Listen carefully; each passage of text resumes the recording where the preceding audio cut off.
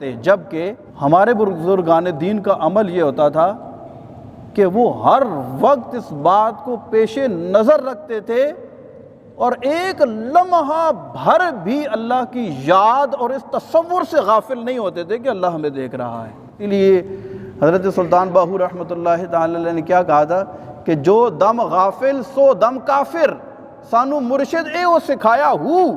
پہلے کے دور کے جو بزرگان دین ہوتے تھے وہ اپنے ماتحت اپنے شاگردوں اور اپنے مریدوں کو یہ سبق یاد کرواتے تھے اور اس کو بار بار رپیٹ کرواتے تھے اور اس کو ذہن نشین کرواتے تھے اور اس کو ہر وقت پیش نظر رکھنے کا درس دیتے تھے کہ یار اس سبق کو تم نے کبھی بھی فراموش نہیں کرنا کہ اللہ دیکھ رہا ہے۔ حضرت عبداللہ تستری رحمۃ اللہ تعالی علیہ بہت بڑے ولی اللہ ہو گزرے ہیں، غالباً تابعین کے اندر ان کا شمار ہوتا ہے۔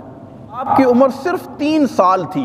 3 سال کا بچہ کتنا چھوٹا ہوتا ہے، وہ ٹھیک طریقے سے بول بھی نہیں پاتا، ابھی بولنا سیکھ رہا ہوتا ہے۔ رات کو آنکھ کھل جاتی، دیکھتے کہ ان کے ماموں اللہ کی تبارک و تعالیٰ کی بارگاہ میں سجدے میں گرے ہوئے ہیں، گریہ وزاری کر رہے ہیں اور اللہ کی عبادت کر رہے ہیں۔ ایک مرتبہ ان کے ماموں کی نظر ان کے اوپر پڑی تو ان سے پوچھا، بیٹا تم اللہ کی عبادت نہیں کرتے؟ چھوٹا سا بچہ ہے 3 سال کا، پوچھتے ہیں تم اللہ کی عبادت نہیں کرتے؟ انہوں نے پوچھا، ماموں جان مجھے آپ بتائیں نا میں اللہ کی عبادت کیسے کروں؟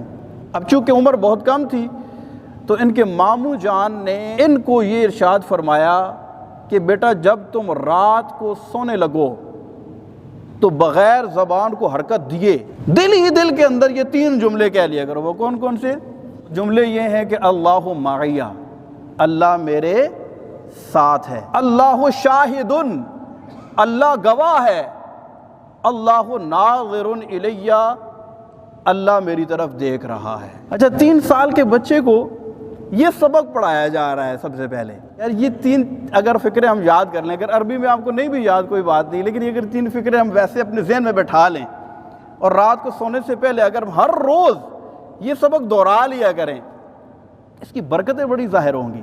حضرت عبداللہ تستری رحمۃ اللہ تعالی علیہ فرماتے ہیں میں نے رات کو اپنا یہ معمول بنا لیا، کچھ دنوں کے بعد میرے ماموں نے اس کی پروگرس مجھ سے لی، میں نے کہا میں مسلسل وہ وظیفہ پڑھ رہا ہوں۔ انہوں نے کہا اس وظیفے کی تعداد اور اس کی طوالت کو، اس کی لینتھ کو اور اس کے ٹائم پیریڈ کو بڑھا دو۔ کہنے لگے میں نے چند مرتبہ اس کی تعداد کو بڑھایا اور کافی دنوں تک اس وظیفے کو ہر روز رات سونے سے پہلے پڑھتا رہا۔